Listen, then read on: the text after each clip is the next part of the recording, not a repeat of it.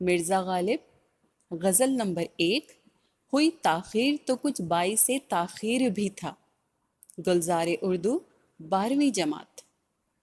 حوالہ: یہ شعر مرزا غالب کی غزل سے لیا گیا ہے۔ غالب کو اردو کا پہلا فلسفی شاعر کہا جاتا ہے۔ تعارف شاعر: مرزا غالب کو دنیائے سخن میں ایک اہم مقام حاصل ہے۔ ویسے تو غالب کے کلام میں ہر رنگ کا موضوع ملتا ہے، لیکن فکر و فلسفے کے وہ سب سے بڑے شاعر ہیں۔ ہوئی تاخیر تو کچھ باعث تاخیر بھی تھا، آپ آتے تھے مگر کوئی اناگیر بھی تھا۔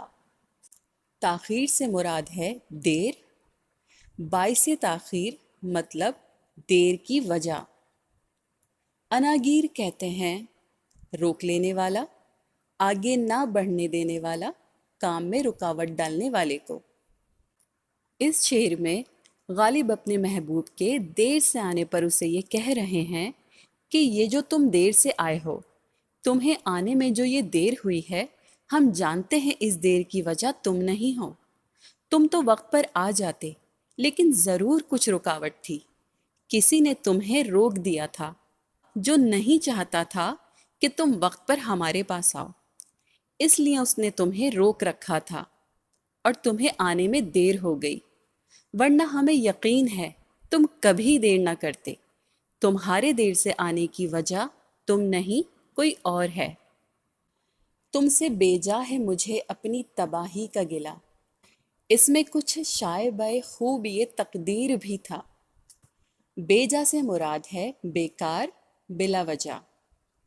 گلہ کہتے ہیں شکوہ اور شکایت کو۔ شائبہ کہتے ہیں شک، ملاوٹ یا معمولی سا حصہ، یعنی کچھ حصہ۔ خوبی تقدیر کہتے ہیں خوش قسمتی کو، مگر یہاں طنز کرتے ہوئے تقدیر کی خرابی کو خوبی تقدیر کہا گیا ہے۔ اس شعر میں غالب اپنے محبوب سے کہہ رہے ہیں کہ مجھے بے وجہ ہی تم سے اپنی تباہی و بربادی کا شکوہ ہے۔ مجھے لگتا تھا کہ تمہارے عشق نے مجھے برباد کر دیا ہے، جبکہ میری بربادی کے ذمہ دار تم نہیں ہو۔ میرے ساتھ جو کچھ بھی ہوا وہ میری قسمت میں لکھا تھا۔ میری بربادی میں کچھ حصہ میری تقدیر کا بھی ہے۔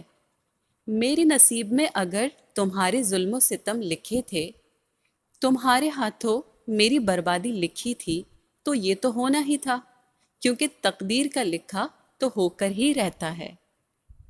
یوسف اس کو کہوں اور کچھ نہ کہے خیر ہوئی، گر بگڑ بیٹھے تو میں لائق تعزیر بھی تھا۔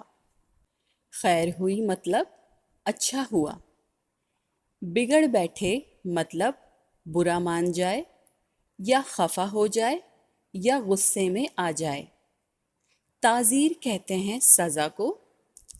لائق تعزیر سے مراد ہے سزا کے قابل۔ اس شعر میں غالب کہہ رہے ہیں کہ میرا محبوب بے انتہا حسین ہے۔ اگر میں اپنے محبوب کے حسن کو حسن یوسف کی مثال کہوں تو غلط نہ ہوگا، لیکن میرے محبوب کو لگتا ہے کہ اس کا حسن بے مثال ہے، اس کے حسن کی کوئی مثال ہی نہیں۔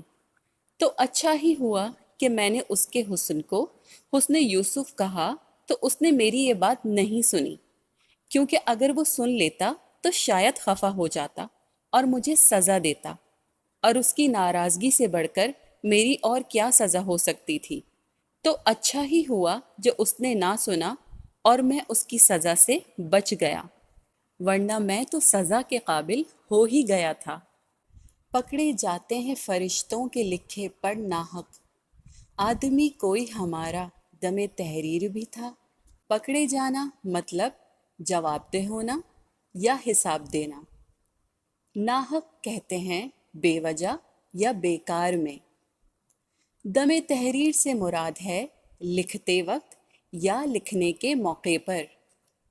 اس شعر میں غالب کہہ رہے ہیں کہ ہم رات دن جو کچھ بھی کر رہے ہیں، ہمارے یہ اعمال لکھنے کے لیے فرشتے مقرر ہیں جو ہمارے تمام اعمال لکھتے ہیں۔ اور فرشتوں کے لکھے اعمال پر ہی ہر انسان کو حساب دینا ہے۔ تو وہ شکوہ کر رہے ہیں کہ آخر یہ کیا بات ہوئی کہ وہ فرشتے جو ہمیں دکھائی بھی نہیں دیتے، ان کے لکھے پر ہمیں جواب دینا ہوگا، جبکہ ہمارے ان اعمال کا کوئی آدمی بھی تو گواہ ہو، کوئی تو انسان ہوتا جو ہمارا وہ عمل دیکھ سکتا جو فرشتہ لکھ رہا ہے۔ ہمارے اعمال لکھے جاتے وقت کوئی آدمی بھی تو ہمارا گواہ ہوتا۔ ریختہ کہ تم ہی استاد نہیں ہو غالب، کہتے ہیں اگلے زمانے میں کوئی میر بھی تھا۔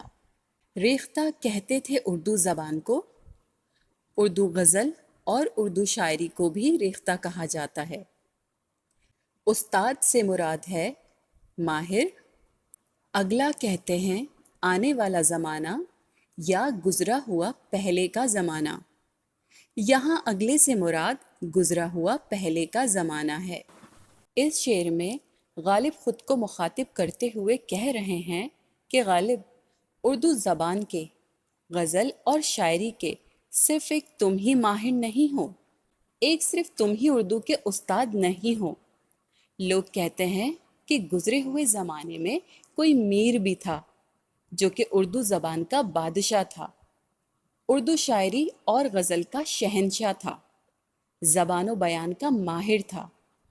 اس شعر میں وہ میر تقی میر کی شاعرانہ صلاحیتوں کی تعریف کر رہے ہیں اور ان کو ایک بہترین اور ماہر شاعر کہہ رہے ہیں۔